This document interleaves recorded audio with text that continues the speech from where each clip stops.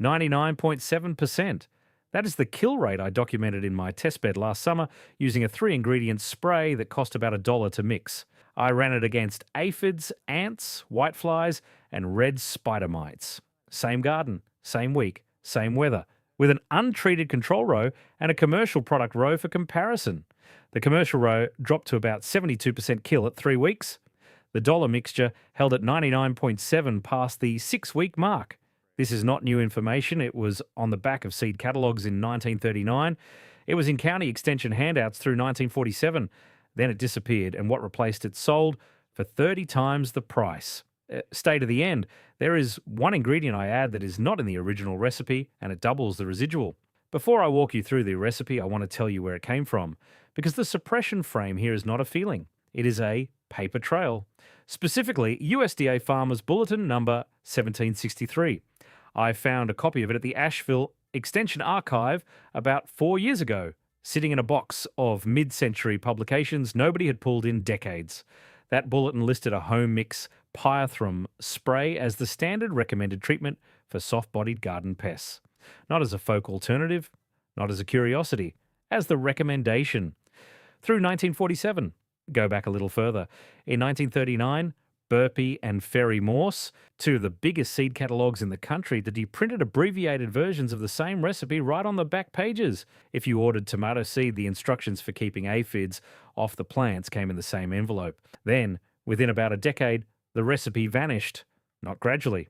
By the early 1950s, extension publications were quietly revised, the back pages of the catalogues filled in with branded product recommendations, and the home mix instructions were simply gone. Here is the timeline. Commercial DDT launched in 1947. The post-war chemistry industry had warehouses of synthetic compounds looking for civilian markets, and the institutional pipeline, extension offices, land grant publications, seed catalogues shifted towards sponsored recommendations. I am not going to call that a conspiracy. I am going to call it what it was, which is a structural economic shift. Unpatentable plant recipes lost their advocates inside the system. The stakes for the home gardener were not small. We started spending 25 to 35 times more per season on pest control, with shorter residual activity and growing resistance problems on the commercial side. That is not a marketing complaint. That is the cost line in my own notebook, season over season, once I started running the comparison. And the comparison is what I want to show you next. So here is the recipe. 3 ingredients. That is it. The first ingredient is pyrethrum powder. That is dried, ground chrysanthemum flower heads, specifically the species Tennessee cinerorii, which most catalogues still list under its older common name, Dalmatian chrysanthemum. It is a real flower. You can buy a bag of garden-grade pyrethrum powder online for somewhere between $8 and $15, depending on the supplier, and a single bag will give you somewhere in the neighbourhood of 40 to 50 batches of working spray. Or, and this is what I do now, you grow a small patch of Dalmatian chrysanthemums yourself, harvest the flower heads at peak bloom, dry them in a paper bag in the garage for about 2 weeks, and grind them in an old coffee mill. Either path works. I have tested both, and the kill rate is the same as long as the powder is fresh. The active compounds degrade in storage, so I label every batch with the grind date, and I do not use any powder older than about 6 months. The second ingredient is pure soap. Pure. I'm going to repeat that because it matters more than people realize. Pure unscented Castile soap, or pure liquid potassium soap, what is sometimes labeled as horticultural soap, not detergent. Detergent has surfactants and fragrance compounds that will scorch your leaves at this concentration. Castile is sold at most grocery stores in the natural products aisle for around $8 a bottle, and 1 bottle lasts me a full season. The third ingredient is plain water.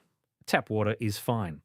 I let it sit out for an hour to off-gas the chlorine, but I have run batches with straight cold tap, and the difference in kill rate was within the measurement error of my counts.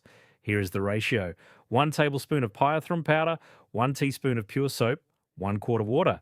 Mix the soap into the water first, then add the powder, then shake. That is the entire formula. Cost per batch breaks down like this. The pyrethrum works out to about 40 cents per quart at the prices I just gave you. The soap is about 30 cents per quart. Water is free. You're looking at under $1 per quart of finished working spray. A quart covers roughly 50 square feet of garden bed if you are spraying properly, which I will get to in a few minutes. This recipe, this exact ratio, give or take a teaspoon, was printed on the back of every Burpee and Ferry Morse seed catalogue I've seen from the late 1930s. It was treated as common knowledge. It was the standard. And that is exactly the kind of thing that does not survive when the institutional pipeline starts steering people somewhere else. All right, let us keep going, because the next question is the one I asked myself the first time I tried this, which is, why does this work? And the answer is two mechanisms working at the same time on two different parts of the insect. Here is the science.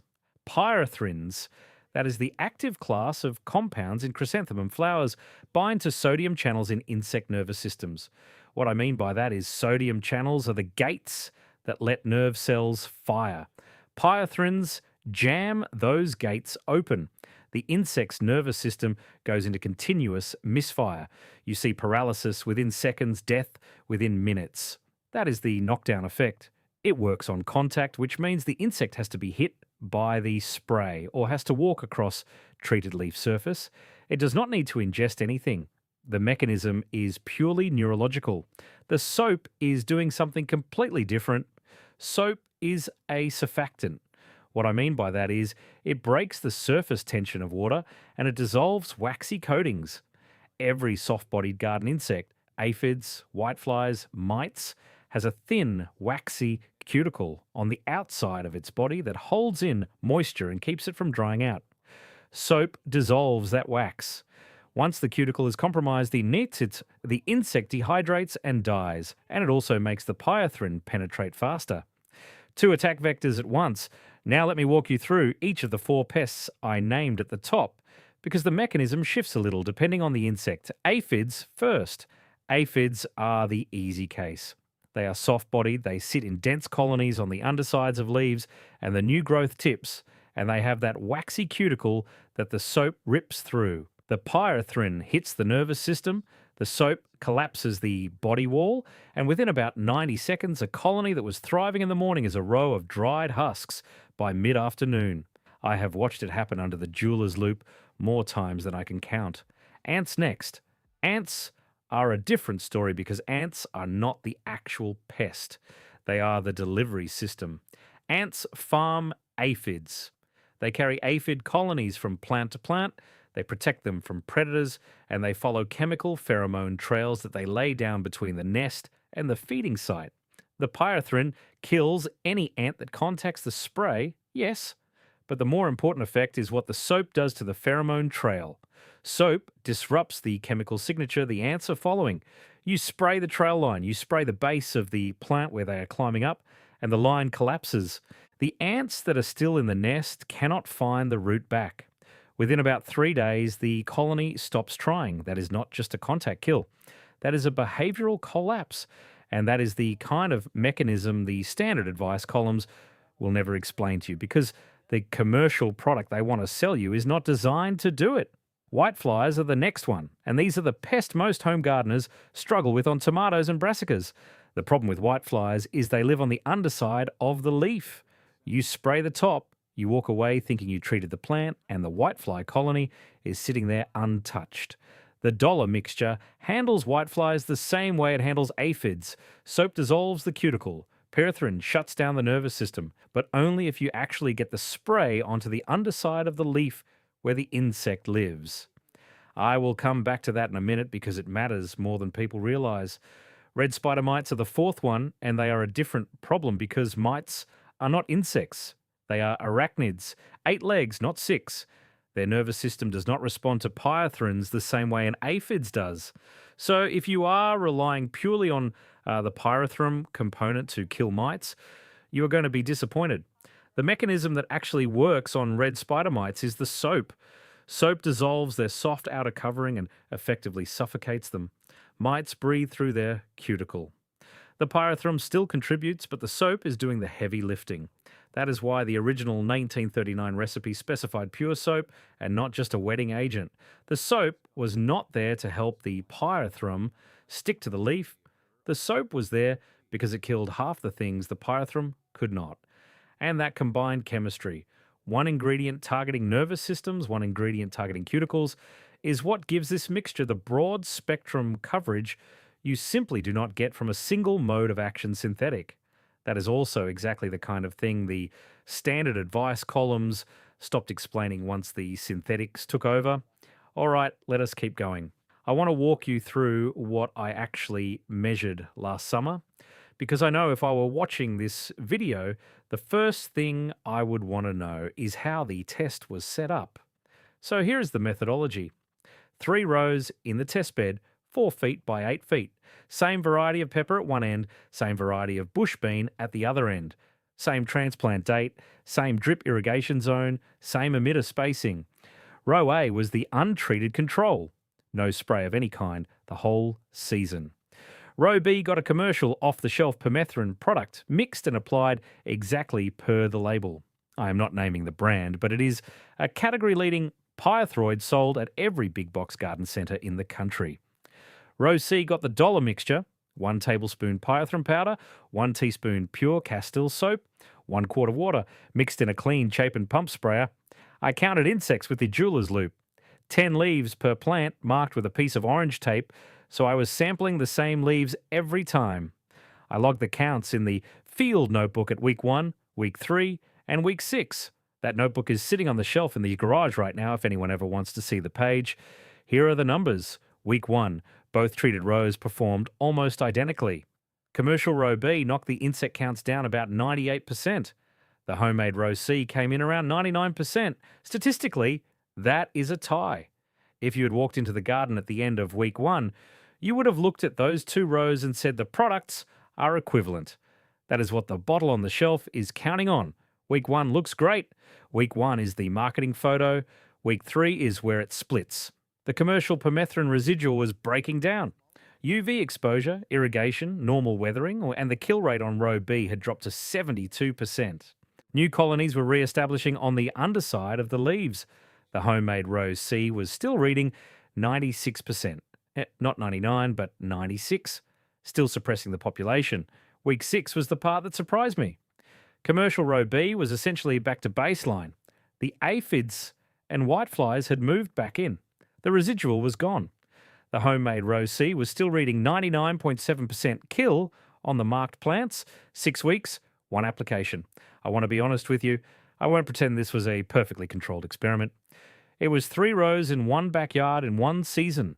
Your conditions might be different, but the difference was large enough and clean enough that I ran it again this past spring and got the same shape of curve. And that is the kind of result no industry-funded study has any incentive to ever run. Now here's the part most people get wrong. And it is the reason a lot of folks have tried homemade pyrethrum sprays and gotten disappointing results. Application technique. First, pyrethrum is photolabel. What that means in plain language is it breaks down under ultraviolet light. If you spray at noon in full sun, you're losing half the active compound within a few hours. The 1939 catalogue instructions actually said this.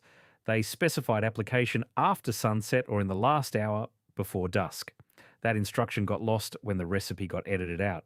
So rule 1, late afternoon or early evening, never midday. Rule 2, underside of the leaf. I mentioned this with the whiteflies, but it applies to all 4 pests.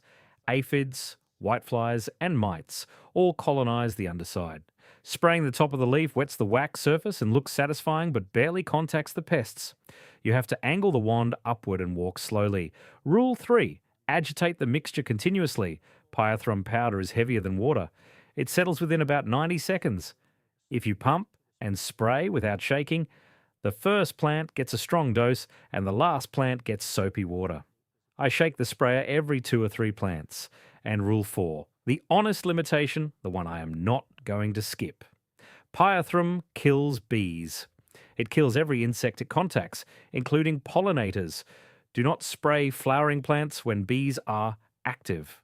Spray after sunset when the bees are back at the hive, or spray plants that are not in bloom. That instruction was in the 1939 catalogue too. right next to the recipe, and it disappeared with the rest of it. Now, before we keep going, I want to share something with you. If what I am walking you through here is making sense to you, if you are the kind of gardener who is past the will anything grow stage and you want specific numbers instead of vague advice, then the test bed approach I just described is laid out from start to finish in Chapter 2 of my book, Steve's 30-Day Maximum Yield Protocol. Chapter 2 is called The Measurement Foundation. It covers exactly what to track, the notebook system I use, and the 2 diagrams for setting up control comparisons in your own beds. The book is $17 at stevesgardenbooks.com. If you're watching this on your television, the QR code is on screen. Grab your phone and point it at the code. Take your time. I will be right here. If you are on a phone or laptop, the link is in the description below. All right, back to it. I want to talk about why this recipe actually disappeared, because the economic story is the part that ties everything together. In the 1970s, the agrochemical industry developed synthetic pyrethroids, chemically modified versions of the natural pyrethrin molecule. The 2 big ones are permethrin and cypermethrin. These are patented molecules. The natural pyrethrin compound, the one that comes out of a chrysanthemum flower, cannot be patented. Nobody owns it. Anyone can grow the flower, dry the heads, and grind the powder. There is no licensing revenue in a recipe that anyone can mix in their kitchen. So here is the math. The homemade mix costs about $1 per quart of working spray. A commercial permethrin concentrate, diluted per the label, works out to roughly $25 to $35 per equivalent quart of working spray. That is about 30 times the price for a product with a shorter residual. The US household pest control market is currently about $11 billion a year. That is the size of the gap the unpatentable recipe was sitting inside of. The recipe was not banned. Nobody ever made it illegal to grind a chrysanthemum flower. What happened instead is the recipe was quietly removed from updated USDA extension publications and seed catalogue back pages during the 1950s and 1960s as institutional funding relationships shifted toward agrochemical sponsors, one publication revision at a time. The new edition of the bulletin would come out and the home mix recipe just was not in it anymore, replaced by a recommendation for the branded product. Now, I want to be honest about the counter-arguments because they are real. Commercial pyrethroids are more shelf-stable. You can buy a bottle, put it on the garage shelf, and it will still work 3 years later. The homemade mix has to be made fresh. Pyrethrum loses potency within a few months in the jar. Commercial pyrethroids are easier for non-gardeners. You do not have to source the powder. You do not have to measure. You do not have to mix. Those are real advantages. I am not pretending they aren't. But here is the cost to the viewer. The average home gardener spends somewhere between $80 and $120 a season on commercial pest control that produces a 72% 3-week residual. The homemade mix costs $5 to $8 a season for the same garden with a 6-week residual. Over 20 years, that is roughly $2,000 a household never knew they could keep. The recipe did not die. It was edited out, one extension publication revision at a time. All right, stay with me, because this is the ingredient I teased at the top. The 4th one that is not in the 1939 recipe, and it is the one that doubles the residual on the spray. It is 1 teaspoon of light refined vegetable oil per quart. Sunflower or canola, not olive oil. Olive oil oxidizes and goes rancid on the leaf surface within a few days, and you will smell it before you see the damage. Refined sunflower or refined canola only. Add the oil last after the pyrethrum and the soap are already combined in the water, and shake the sprayer hard before every spray pass. Here is the science. Pyrethrins are photolabile. I mentioned this with the application timing. UV light breaks them down within 4 to 12 hours. That is the reason the 1939 recipe required reapplication every few days. The oil does 2 things. First, it forms a microscopic film around the active pyrethrin compounds on the leaf surface, and that film blocks UV at the molecular level. The pyrethrum sits underneath the oil and stays active much longer than it does naked on the wax cuticle. Second, the oil acts as a sticker. Light rain washes a soap-only mixture off the leaf within 1 or 2 events. The oil layer holds the mixture in place through several rain cycles before it finally weathers off. I did not invent this. I found it in a 1952 California citrus extension paper that mentioned summer oil emulsion as a carrier for botanical insecticides. The citrus growers in 1952 were using it on their pyrethrum sprays. That knowledge got buried right alongside the original recipe when the industry pivoted to synthetic carriers.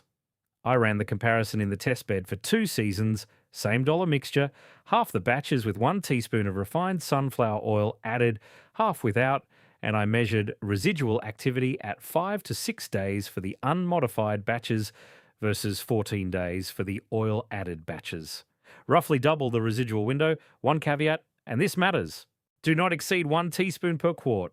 More oil is not better. If you push it to a tablespoon, the oil film starts clogging leaf stomata in hot weather and the plant cannot transpire properly. You will see leaf scorch within about a week. 1 teaspoon. Measure it. That is the whole reason I keep a measuring spoon in the garage next to the sprayer. All right, before I let you go, one more thing. The spray we just walked through handles pest damage, and pest damage is one of 7 things that quietly kill home garden yield.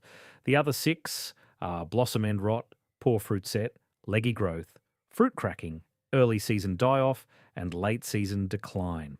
I lay all 7 out in Chapter 9 of my book, Steve's 30-Day Maximum Yield Protocol. It is called Troubleshooting the 7 Yield Killers, and there is a diagnostic flowchart diagram in that chapter that walks you from symptom to cause to fix.